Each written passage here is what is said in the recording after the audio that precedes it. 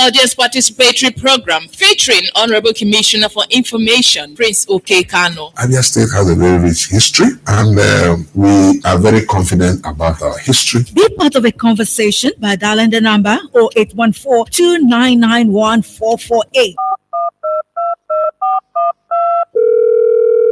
Hello. Yeah, Honorable Commissioner, good morning. Good morning. Who am I greeting? I want to commend you, the Commissioner for Information, for coming to brief us what our governor is doing. Honorable Commissioner, another road project. Yeah, he said another road project. Yes, that's what it is. Executive Brief comes up every Tuesday from 11:05 to noon. Executive Brief, exclusive on PCA Radio 88.1 FM. Powered by Francis Mobani, Acting Director General, PCA.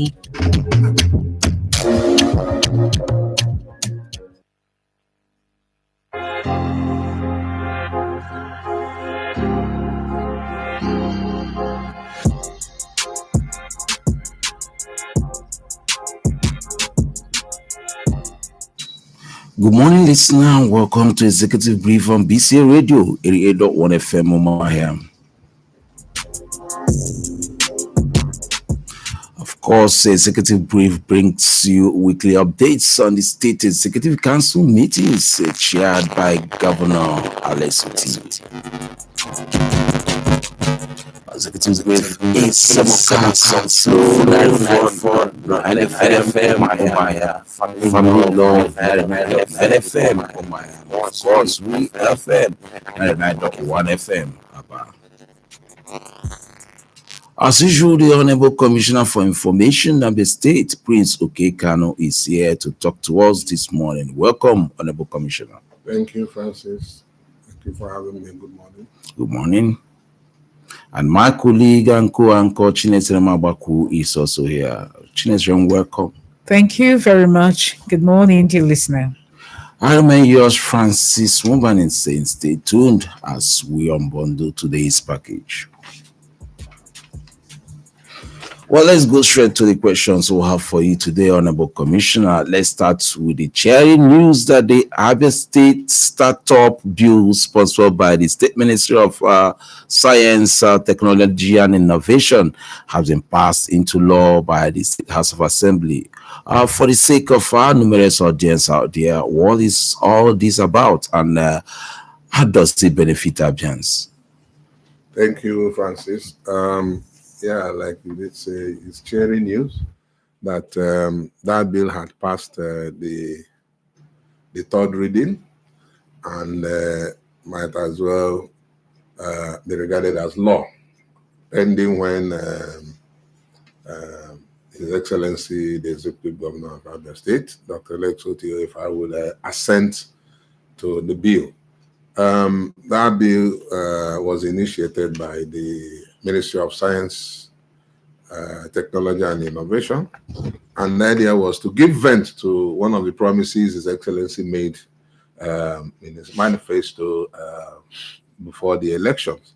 He had promised that if he's elected, he will see to the establishment of a thriving digital economy in the state that will stimulate statewide innovations in different sectors of the economy. And this is exactly what this law, if it comes into effect, will seek to in place. So the bill has been passed and is awaiting the governor's assent. Once the governor grants his assent to the bill and the law comes into effect, one of the first steps that we will take will be the establishment of a digital innovation and entrepreneurship board. That is the board that will drive this law and what it portends. Then, of course, they will establish a portal for startups in the state. And when that is done, then it will pave the way for startups in the state to thrive very well in an organized digital economy within the state. So that is what that startup is all about, the startup law. It's a strategic move, no doubt, that will further drive the digital economy of the state. Of course, we know that that is the future. Digital economy is the future, and His Excellency has positioned the state to play in that space very, very well. So this is one of the steps that takes us closer to that Eldorado, so to speak. Honorable Commissioner, we know that between the 10th and the 12th of December this year, the Abia Technology and Innovation Summit will be holding. What and who are the caliber of people expected to grace this event? That summit essentially is being organized to further discuss issues surrounding the startups. Okay. And A follow-up to this. yes, the main thrust of that summit will be discussions surrounding the law, how the law will be, implemented, the implications of that law in our local economy, and how it will impact on startups in the state. So what that means is that there'll be stakeholders cutting across different segments of society, but then there'll be focus on our young minds, those who had engaged in our first Tech Rise, cohort. Of course, by then, I believe the second cohort of our Tech Rise participants would have graduated and they'll be part of this. But it's not being restricted to them alone. It will be thrown open to participants across board. Then, of course, while that holds, there will be an innovation challenge during this summit. And that innovation challenge, like I said, will be thrown open to participants. All this whole thing is being designed to drive the digital economy for startups, so that they will have a more enabling environment to operate in the state and drive the local economy of the state. So, sir, Honorable Commissioner, what's the update on the ongoing recruitment exercise in the health sector? I think this should be the second phase. It's called into many phases. And the reason is simple. The governor has said that the state, for now, this first phase, they will employ 771 health personnel. And, such a strategic move is meant to address the shortage of personnel in our health institutions. Now, that is an ongoing exercise. Quite a lot, about 500 people or more have already been interviewed, and the State Minister of Health is in collaboration with the State Civil Service Commission, is onboarding those people. But then they keep suffering shortages in certain areas, like in areas of ophthalmology, the area of dental, science dental officers, medical officers, then of course the part-time and full-time consultants. The one significant thing that happened during the past week, precisely on the 6th of November, I think that was on Thursday last week, was the interview of consultants. And these consultants, about 33 of them were successful in that interview exercise. So what that means is that the State Ministry of Health, together with the Civil Service Commission, will onboard 33 consultants. And you know what the implication means, that that's like adding to the capacity of our medical sector. Of course, what His Excellency is doing in this regard is to reverse this Japa syndrome where people run away. So, of course, so many things have happened in that sector.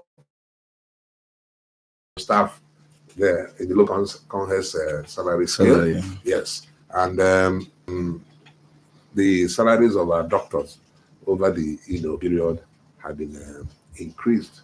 So things are looking up very well for those in the health sector that have been encouraged to stay here and attend to the medical needs of our people. Of course, that is a very critical aspect of governance, the health sector.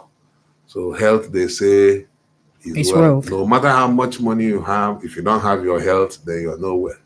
So the governor is taking that area very seriously, attacking it in every ramification, from very huge budgetary allocations to the enhancement of the welfare of the personnel who play in this field. So it's all looking up for Abia State in the medical sector.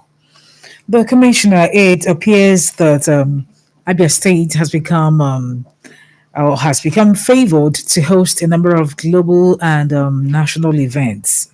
Recently, we understood that the 44th National Council of Civil Service Commissions Conference will be holding in Abia State between 30th of November and the 5th of December. I'd like you to shed more light on this. Okay, before I do that, I forgot one major issue I needed to highlight, talking about the health sector. You would have noticed that in so many areas of governance, Abia State is being ranked, amongst the best.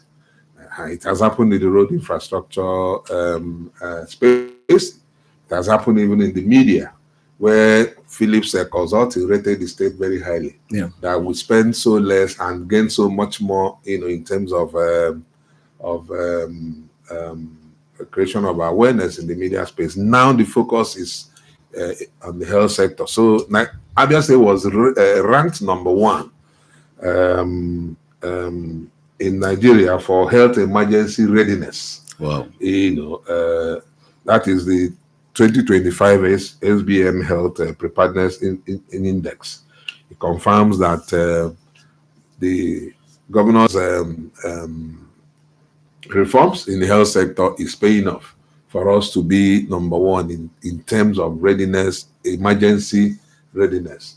So we know that we are making strides in other aspects of the medical field, but this one is very, very key, and I needed to highlight it. But having said that, your question is about the reason for to shed more light on the National Council of Civil Service Commissions Conference. A lot of things seem to be happening in this yes, at the same time. Yes, are coming here. The Civil Service Commission Conference is being held here.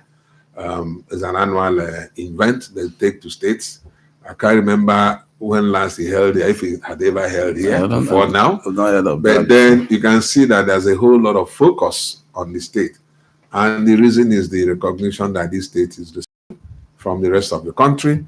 While some people who have their eyes open but are blind are not seeing what the governor is doing in the state, others who are outside the state are taking note. And these things have a way of affecting, decisions, from various groups when it comes to issues like this conference. They're coming here for that conference. It will hold between the 30th of November through to the 5th of December. That's right. And we're expecting, over 600 participants. Wow. So there'll be a whole lot of focus on the state. So these are things that indicate the level of recognition that the state is receiving because of the way things are looking up in the state. Yeah. So when you do well, people have a way of compensating you, not necessarily by giving you money or things like that, but by recognition. And when they're talking about where to go to, the go-to place, they'll remember your state because they believe that there are facilities there to help their conference. They believe that the state of security here is commendable. They believe when they come here, they will have facilities with which to hold their conference and all that. So, like I always say, things are looking up for us in the state, and Abia continues to rise. Thank you. All right, so in another dimension, Honorable Commissioner, also from the ESCO briefing yesterday, we understand that over 20 million naira compensation have been paid to victims of a billboard collapse which occurred in about a few months ago. I know our audience, our listener would like to hear more on this. There was this collapse that happened sometime last about 4 or 5 months away, around where they call the salad market. Okay. Yes, and in the process, there were a few fatalities. But as a compassionate government, the government moved in immediately to ameliorate that situation. And today, you are talking about compensation for those victims. Yeah. The governor decided to go ahead to compensate them, as a way of getting them back on their feet, because these are lowly people who trade their businesses around that place, and this unfortunate incident happened. So this is a way of bringing them up again, and helping them to get back to their businesses and life generally. That's Sorry, interesting. Okay. Yeah, you can go. That's interesting. The commissioner, it appears we are expecting more innovations in the sanitation sector. News have it that the state government has approved additional receptacles for the state. And it's also interesting to know that while the process of governance is going on, the desire to equip and encourage indigenous technology is also on the increase because the constructor of these receptacles is with Umuahia Aba. Honorable Commissioner, how is the state government able to pull these resources? Are there more plans to encourage indigenous technology in the state? And is what this government is all about. In our own, encouraging local efforts, whether in the technological field, in sports, or any other area.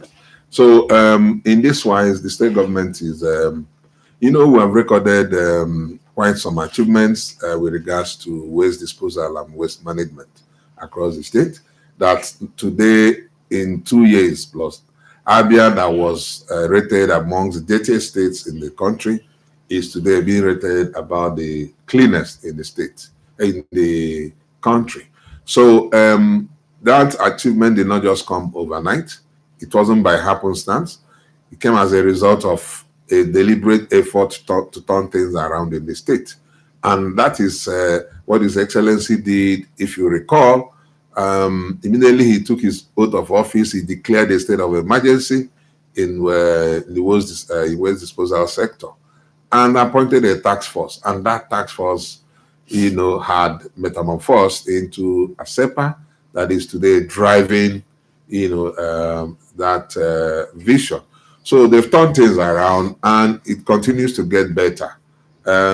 So to give further vent to the achievements of SEPA, the state government has directed 100 bin buckets be constructed, and these bin buckets will be distributed around the state.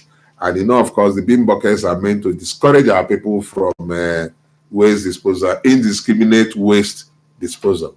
So, and because we're a government that looks inwards, because we're a government that wants to encourage our own, particularly around the Aban, every other place. So the government asked Ogbonnaya to construct the buckets. Of course, that institution is doing quite a lot in terms of innovations and inventions in the technological space. So that the people constructing these 100 extra buckets that will be distributed around the state. And of course, it can never come to an end. While that is happening, if there are more gaps, of course, government will construct some more. It's right, Chinezem, I think it's time we'll open the lines for our listener to call in. The number to reach us with. I want to first of all congratulate the state government on the giant Thank you. then I will appeal to you. An unscheduled visit to Absolute and assess the sanitary condition of that place. Specifically, when one is in that 3 or 4 story building and you want to ease yourself, you will be referred to go down and go behind the building. Okay. When you go behind the building, that place is stinking. The place is provided where one can ease oneself. In the main building, they are all locked. Is it that there can be workers who will see to the cleaning of those lavatories? Please, that when you see the sanitary condition, especially that place I'm talking about, it tells a different story of what is happening there. So please, there's need to take action. Thank you. Okay.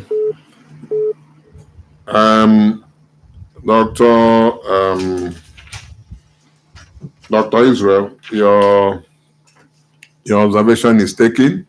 Of course, I can't stay here now and speak for ABSUT and the Ministry of Health, but the message is taken and I will escalate it. But having said that, I hope you are aware that they are constructing a brand new teaching hospital there at ABSUT there. So, human nature, maybe everybody's, the attention of those who are working there are focused, their attention is focused on the new building. And in the process, they're leaving undone what they're supposed to do. But thank you for calling in. And I promise you that when next you pay a visit there, it will be a different story altogether. Thank you very much. Well, yes, on that note, we'll just have to pause on today's program. I know if we allow so many calls, so many people are still trying to get across, but we'll just have to pause and maybe continue next Tuesday. Honorable Commissioner, before we wrap up, the touch of unity and progress of the Abia State Tertiary Institution Games, of course, it was lighted up yesterday by the Deputy Governor who represented the Governor. You were there, it was quite a colorful event. Yeah, it was. I thought you wanted to ask me a question. I would have thrown it back at you because you were there yourself. Yeah, I was there. As a news person, but that was quite a colorful one, and it's a good one for the state. I think about the first we're holding here. Yeah, for the tertiary institutions. For the tertiary institutions. One of those big things that are happening under the watch of His Excellency, Dr. Lex Oti, is providing the platform to discover talents at that level, that tertiary level, who will go ahead to represent the state and probably the contract bigger sports meets in the future. So it's a good one, and it will help to build some bonding amongst our students across board. Yeah, so it's quite encouraging. We're seeing a lot of sporting events every week in, week out. Coming up. Yeah, that's another focus of the state government. It's very strategic, keeping the youth very busy, fishing out fresh talents that will blossom in so many areas. Yeah. It's right on that note, Honorable Commissioner. It's been a pleasure having you on this program. We hope to see you again next Tuesday. Thank you very much for having me, Francis. All right, Chinezum. Thank you, dear listener. See you same time, same station next week. On behalf of all the people in the studio, let me not start mentioning them because of want of time. Of course, our partner stations is me, Francis Wumban, is saying keep it with us. Same time next week. Bye for now.